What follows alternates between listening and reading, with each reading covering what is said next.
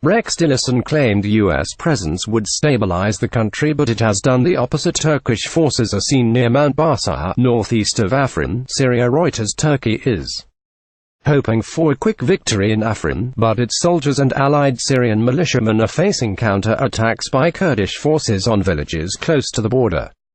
The Kurds are reported to be readying reinforcements to join the battle from the bases in northeast Syria, where they have thousands of troops who until recently were fighting ISIS. Turkish President Tayyip Erdogan says there would be no stepping back from Afrin, which means that the campaign, bizarrely named Operation Olive Branch, will continue. But it will take time to drive the Kurdish YPG paramilitary forces out the Afrin enclave north of Aleppo. So far the Turkish offensive has captured only a few villages close to the border in 3 days of fighting, and there are a total of 350 villages in Afrin. The population of the enclave is estimated to be 200,000, many of whom will become refugees if Turkey and Arab militiamen take control. The Syrian Observatory for Human Rights said that there had been a strong Kurdish counter-attack overnight that had recaptured 2 villages called Shenkul in Adamali. Turkey needs a swift success in Afrin because it is diplomatically isolated and there is growing international pressure to end the fighting.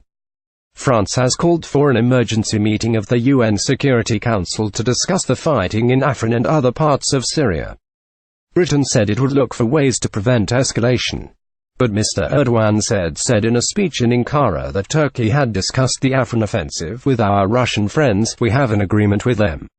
This probably refers to Russia agreeing to limited Turkish action as warning to the Kurds not to become the permanent proxies of the US in Syria. Turkish forces and some 10,000 Free Syrian Army militia based in Turkey would be facing even more difficulties if Russia had not allowed Turkish jets to operate in Syrian airspace. Though Turkey is a member of NATO, it has become closer to Russia because of US military support for the Syrian Kurds against ISIS since 2014 and Turkish suspicion that the US was complicit in the military coup that almost overthrew Mr. Erdogan in 2016. A clash between Turkey and the Syrian Kurds was always likely once ISIS had been defeated. Ankara had hoped that the US would then drop its alliance with the Kurds once ISIS had been defeated. But on the 17th of January, the US Secretary of State Rex Tillerson gave a speech in which he said that US troops would stay in Syria on an open-ended basis, which in practice means they will remain based in the Kurdish enclave in the northeast of the country. He said they would do so to prevent the advance of President Bashar al-Assad's forces and reduce Iranian influence in Syria. This was a dangerous new departure for the US in Syria. Mr. Tillerson said that the continued US presence would stabilize the country, but in fact it has done the exact opposite. He himself does not seem to have taken on board that this was wholly predictable, since his words would anger Russia, Syria and Iran, but, most importantly, would have an even more explosive impact on Turkey. In effect, the US was underwriting the existence of a permanent Kurdish statelet under US protection and controlled by people whom Mr. Erdogan has denounced as terrorists and promises to destroy. Several days earlier, the US had said it would train a 30,000-strong border force to be drawn from the ranks of the Syrian Democratic Forces. This grouping contains Arab fighters but is essentially run by the Kurds. Turkey is putting out contradictory signals about how long its operation will last. Mr. Erdogan insisted that it will go on as long as necessary, regardless of outside pressure.